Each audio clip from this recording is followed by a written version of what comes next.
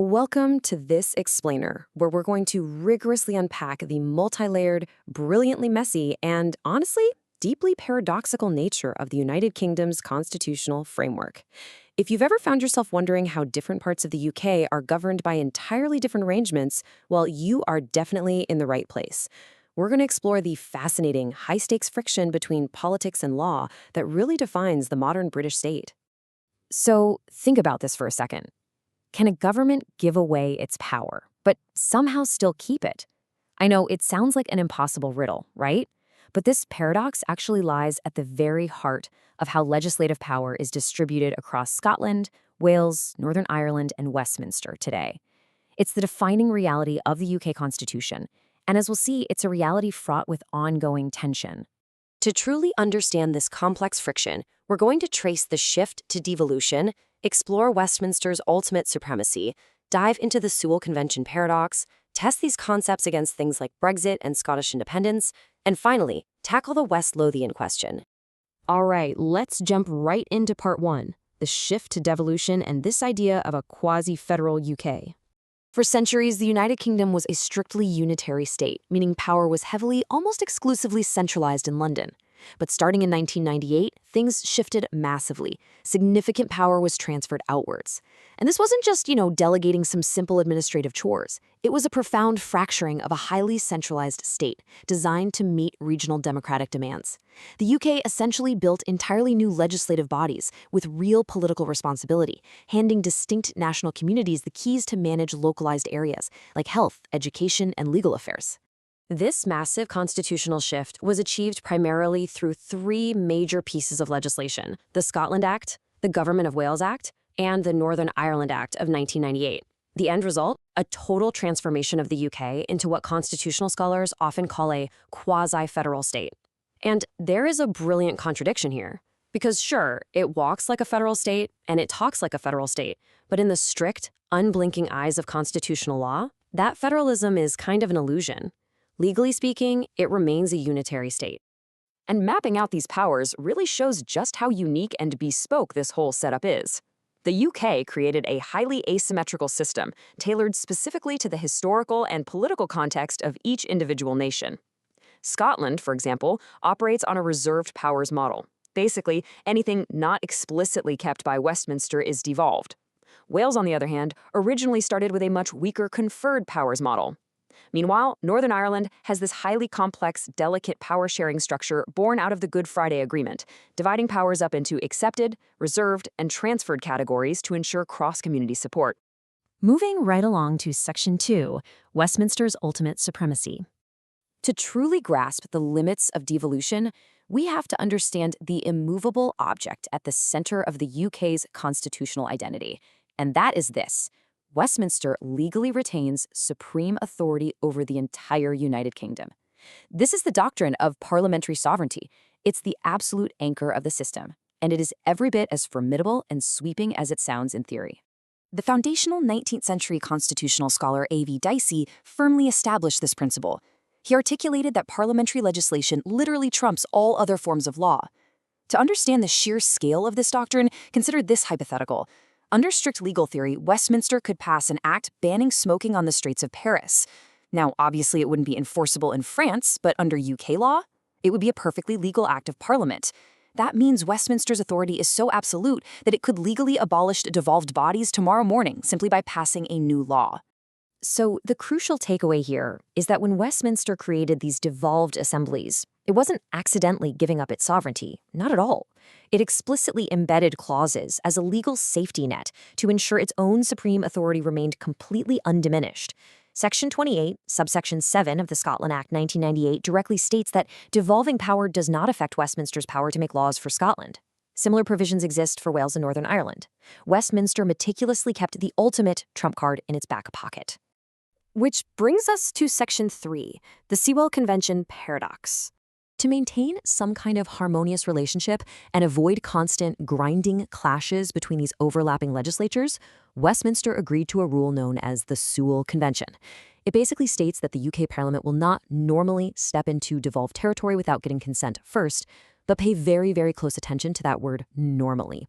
In legal and political terms, normally is a massive, highly ambiguous loophole that absolutely sets the stage for severe constitutional conflict. And here is where we hit a truly wild constitutional paradox. Conventions are the most mysterious source of the UK Constitution. They are incredibly important, politically binding rules that dictate everyday democratic behavior. But here's the catch. They offer absolutely zero remedy in a court of law. Even when the Sewell Convention was formally written into the actual text of the Scotland Act in 2016, it didn't magically change its fundamental nature. It remained a political rule, entirely and completely legally unenforceable. This exact paradox was put to the ultimate test during the monumental Miller I case regarding Brexit. When the Supreme Court issued its ruling, it genuinely shocked some politicians who just assumed that because the convention was written down in a statute, it had to be legally binding. But the Supreme Court unequivocally confirmed the paradox. They ruled that while the Sewell Convention plays a fundamental constitutional role politically, judges simply cannot enforce it. The judiciary deliberately took a step back from the messy world of politics, basically stating, look, our job is to protect the rule of law, not to police your political conventions. So this leaves us with a pretty stark realization. In the UK, political reality and strict legal enforceability operate on two entirely different and sometimes completely conflicting planes. A rule can literally be written into an act of parliament, yet a judge will look you in the eye and tell you they have absolutely no power to force the government to obey it. How does a modern democracy actually function with that massive contradiction just hanging over it? Let's see how that plays out in Section 4, Brexit and Scottish independence. Over the last decade or so, the boundaries of devolved power have been repeatedly pushed, negotiated, and fiercely tested in the highest courts of the land, from the independence referendum back in 2014, right through to the intense legal battles of 2022. The friction between London and the devolved nations has fundamentally reshaped the entire political landscape. Brexit provided perhaps the most vivid stress test of the Sewell Convention to date. During the Brexit process, the devolved legislatures in Scotland and Wales actively withheld their legislative consent for the EU withdrawal agreement, but Westminster proceeded and passed it anyway.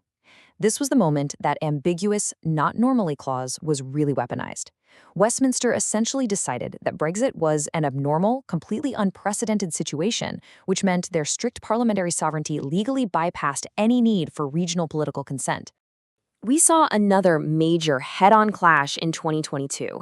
The Scottish government wanted to legislate for a second independence referendum, but the Supreme Court stepped in and ruled that the topic of independence and the union of the kingdoms is a strictly reserved matter for London. This final definitive ruling firmly closed the door on unilateral action by Holyrood, really showcasing the incredibly sharp teeth of Westminster's reserved powers. And beyond Supreme Court rulings, Westminster also actively intervenes using specific legal mechanisms built directly into the Devolution Acts themselves. A prime example of this occurred when the UK government issued a Section 35 order to block the Scottish Gender Recognition Reform Bill. Now, this is a huge deal because Section 35 is essentially the nuclear option of the devolution toolkit. It had literally never been used before this point. While gender is a devolved matter, Westminster argued the bill affected reserved, UK-wide equality laws. It was a monumental shift in just how aggressively Westminster is willing to police its own supremacy. Finally, we land on Section 5, the West Lothian question. The West Lothian question highlights what many see as a glaring, almost absurd democratic deficit. Because power was devolved to Scotland, Wales, and Northern Ireland, their MPs who sit in Westminster can still vote on matters that only affect England. It essentially means a Scottish MP can vote on housing and schools in London, but has zero say over schools in their own constituency back in Edinburgh, because those are handled by the Scottish Parliament. Meanwhile, an English MP has no say over Scottish schools, but has to share power over English schools with Scottish MPs. It's quite the paradox. To this day, constitutional scholars and politicians have completely failed to find a definitive, legally cohesive solution to this imbalance. You might be wondering, well, why not just create an English parliament and even the whole thing out? The reality is, England is simply too big. It makes up roughly 85% of the UK's entire population. And historically speaking, a federation with one overwhelmingly dominant giant is logistically highly unstable. So the entire devolution structure just remains fundamentally lopsided. So, I'll leave you with this final thought to ponder. The devolved nations are acting increasingly like federal states, complete with their own distinct, fiercely guarded political identities. Yet Westminster rigidly retains its strict unitary sovereign control, and as we've seen, they are more than willing to use absolute legal power when tested. As this gap between political expectation and stark legal reality continues to widen, is this asymmetrical union ultimately sustainable, or is something, eventually, gonna have to give? Thanks for joining us for this explainer.